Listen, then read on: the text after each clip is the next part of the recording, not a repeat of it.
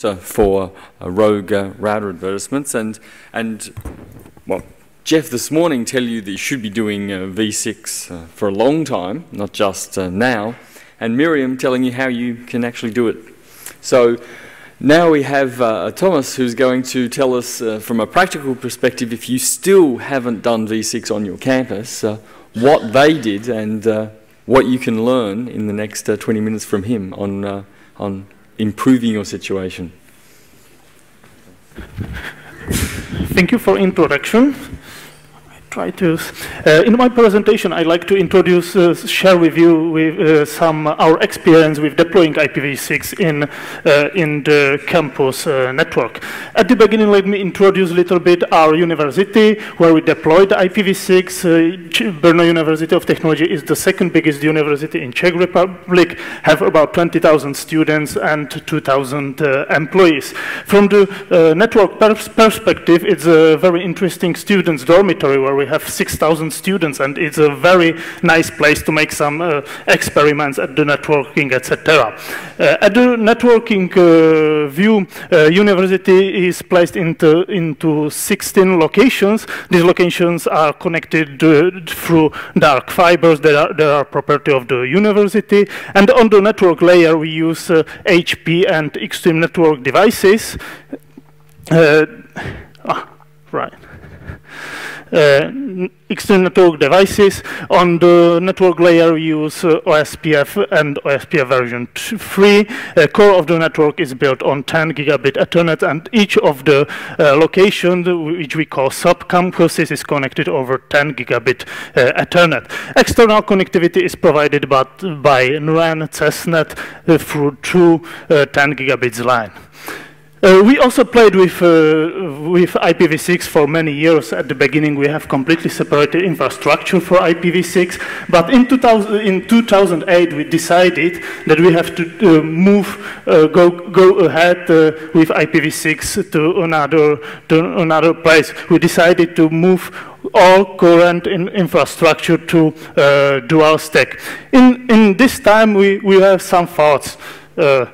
IPv6 is here for more than 13 years, so that we expected that this protocol should be mature enough, and we also buy the hardware and software that supports IPv6 for many years. So we didn't expect any troubles with that. So everything should work fine. And we start deploying IPv6 at the campus network really seriously at each corner. The first problem we've met, and everybody who starts deploys IPv6 met, it's auto-configuration. IPv6 introduced a brand new auto-configuration mechanism through Router Advertisement. Eric Wink had yesterday a very nice presentation on this topic, but there is a problem with this stateless auto-configuration. The stateless auto-configuration doesn't contain address of DNS servers. Currently, there is a draft RFC that implements this missing thing, but this RFC is not implemented yet in the operating system. So there is another alternative to use DHCP version 6 for IPv6, but DHCP version 6 have different problem. It doesn't use MAC address to identify hosts in the network, and use DUITs that is created randomly for every host. So it's very difficult to tie IPv4 auto-configuration with IPv6 auto-configuration, and there is one of the biggest problems of IPv6. And IPv6 is more complex and more complicated. In IPv4, we have a brand clear situation when we start with DHCP request, then we solve ARP on the server, and then we were able to communicate directly through protocol we wanted. In IPv6, it's a little bit complicated, and it makes some things more difficult, especially at the security level.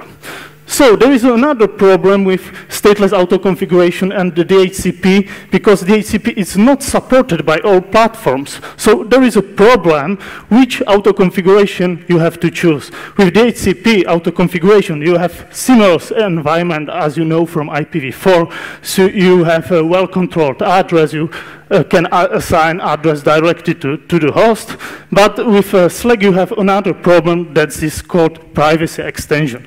That means that the host creates an address with every re-authentication on wireless, or if the host is run for a long time, that creates set of address and use this address for communication randomly. So it's a problem with the tracking users, with tracking security incidents, and with accounting. So it's difficult which auto configuration choose. Either SLAG. Not all clients will be able to use IPv6, or DHCP. Not all clients will be able access to IPv6, but you will be well controlled. In our scenario, we decided to use SLAG because we wanted support as much platform as possible, and we developed extra system that gets information from routers, from neighbor cache, that's information when MAC address and IP address are stored, and put into database, and it allows us to track users at the network. There are some tools that can do, you don't have to implement this one, you can download this tool that is produced at Uninet, and it can do this job for you. Another problem very tied to auto configuration is first hop security. The presentation at first hop security was yesterday, so I only briefly repeated. The purpose of first hop security is isolate hosts that are connected in one layer to network and prevents that host against some kind of attacks like source address spoofing, source MAC address spoofing, ARP poisoning, etc. There are also some Trojans that creates on the host raw DHCP server and tries to inject address of name servers to other hosts on the network. So this first hop security is pretty important. First hop security is really implemented on the access port on the switches, the nearest place where the host is connected. In IPv4, it was pretty easy. All these techniques are based on the DHCP snooping, and there are several levels how we protect these networks. The basic DHCP snooping, where we create a database with MAC and IP address, and then we use this database either for ARP inspection or source address validation. The different producers use different names for this technology, and if we use all this technology together, we have, I think, very good level of security on IPv4. But it doesn't help for IPv6. IPv6 is different protocol, and this techniques doesn't work for IPv6. And what's even worse, we have some new threats in IPv6 that we have to protect against. So one of the example is flooding router. It's problem known for a very long time with approximately 100 packets per second, which we flood to the network. We can freeze all Windows computers, Vista or Windows 7, and nothing. You are not able to even move with mouse.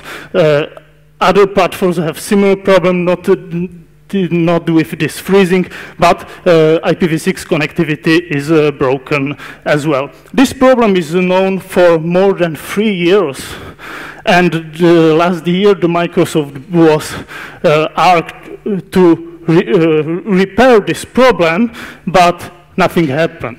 Juniper was also asked to repair this problem. Microsoft says that's a problem of the local network. It is not necessary to solve this problem. Juniper says that is a problem of ITF, and ITF first have to repair the standard, and then they will implement the solution. The result is that nothing happened.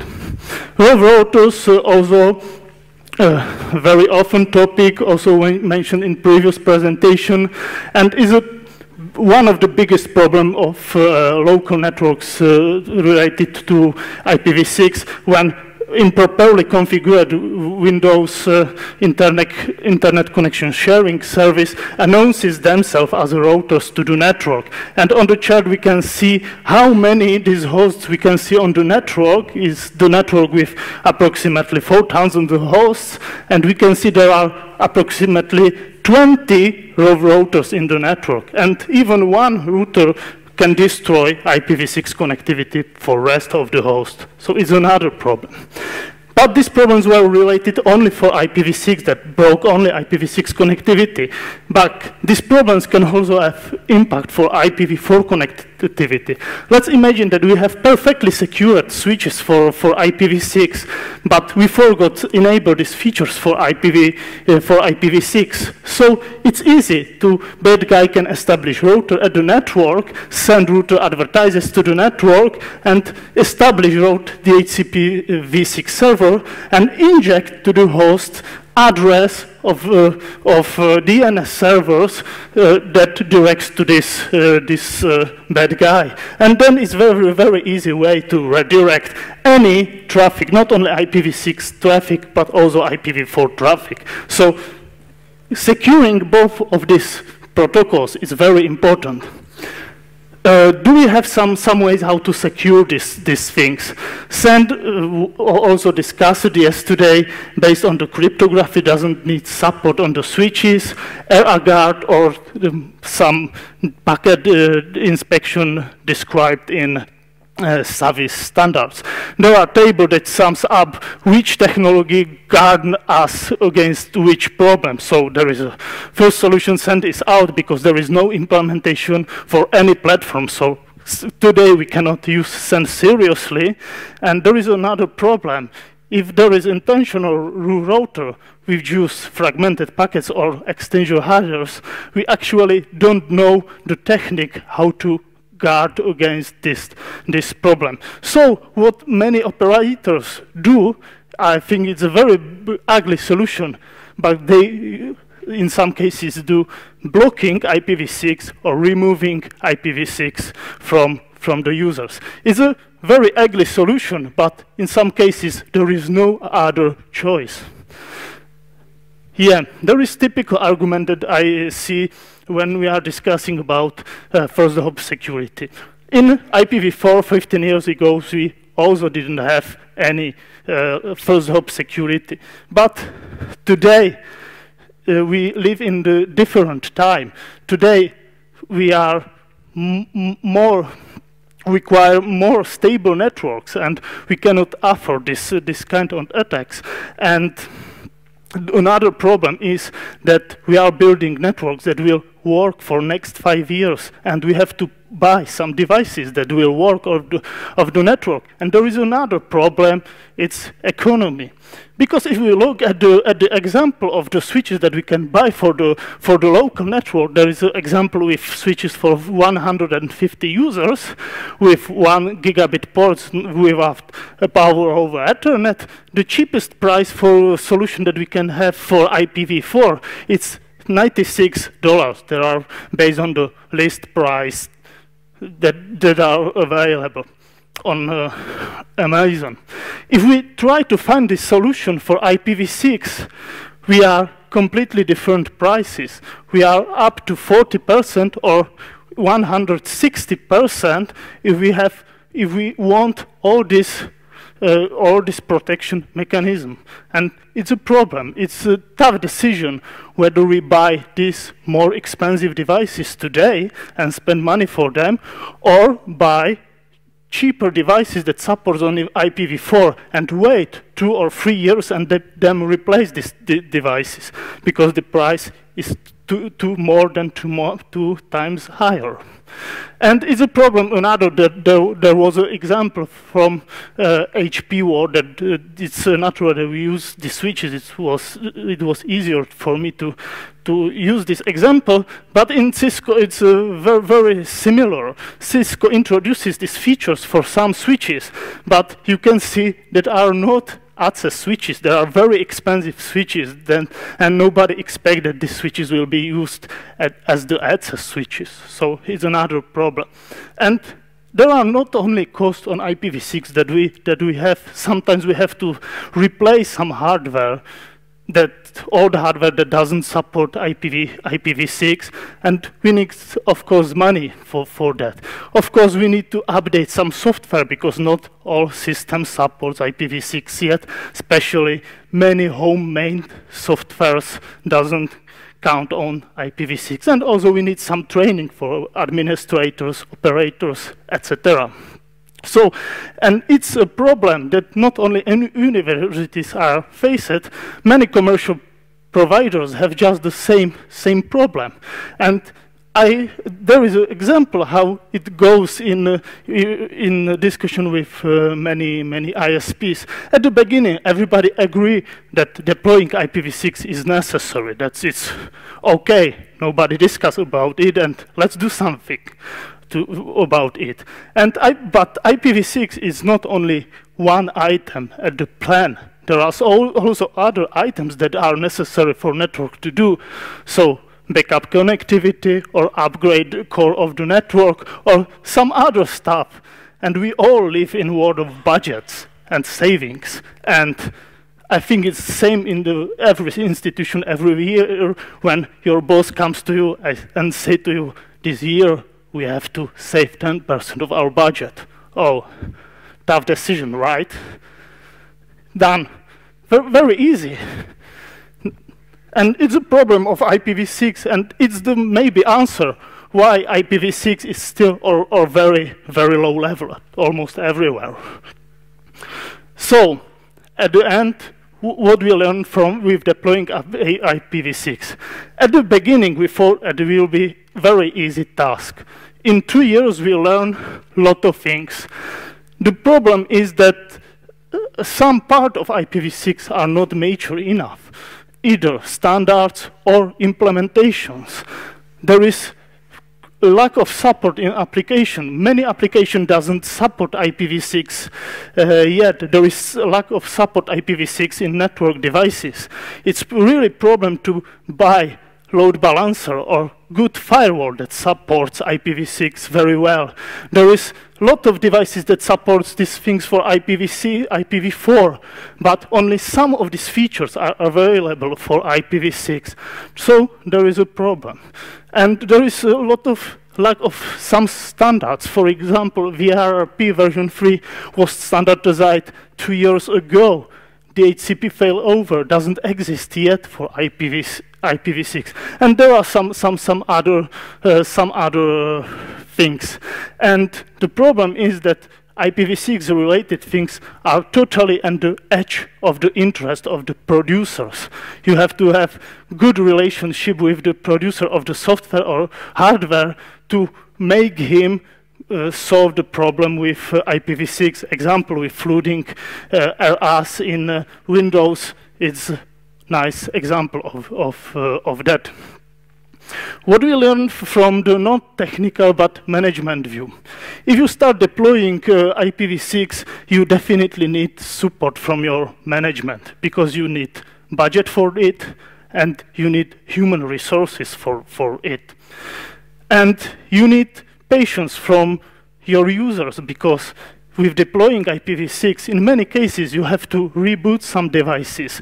You have to debug some bugs in firmware that is related to IPv6. But these IPv6 processes are run on the same devices as IPv4. So sometimes it may cause some troubles. And as I said, it's very good to have good relationship with your supplier. We were lucky because we were participating in the HP beta testing program related to IPv6. So we have quite good relationship with that, but there are still other problems. And there is problem tied with economy that doesn't bring any short-time benefits.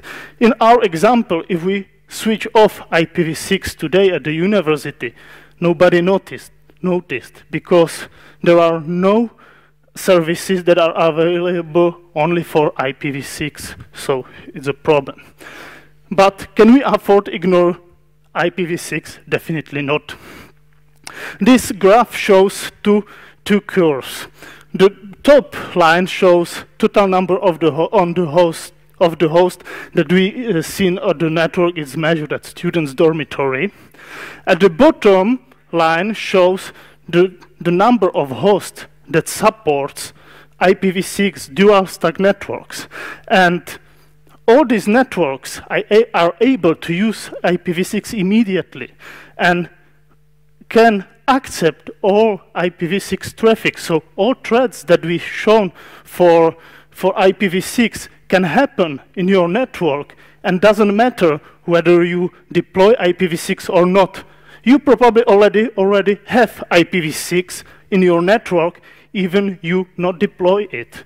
So it's real threat because you have completely uncontrolled network in them cases. So it's better to deploy IPv6, and even you don't have hardware or software for that, you can have better control over the network, and you can learn many things with IPv6.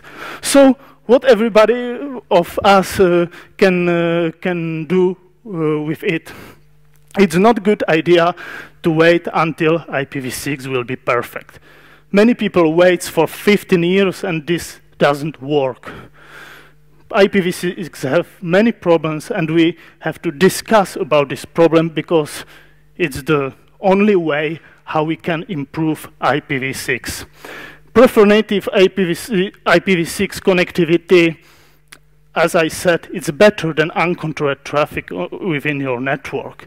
You will have better control over your network. And discuss with your vendors and escalate the problems that you have with IPv6, because more requests pushes vendors to more attention about this problem. And stop pretending that IPv6 doesn't have any troubles, because with many people that are IPv6 enthusiasts covers this problem. There are no problems, IPv6 works pretty well. It's not true. We have to discuss about this problem because it's the only way to solve them. So, thank you for your attention.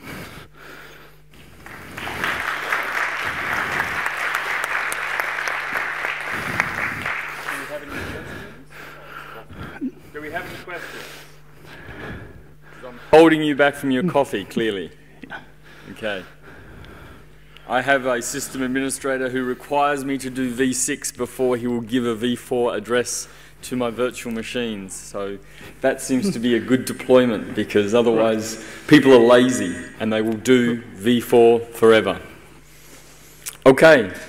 Well, you know who our speakers are. You know where to find them. So go grab a coffee and head back to their respective stands or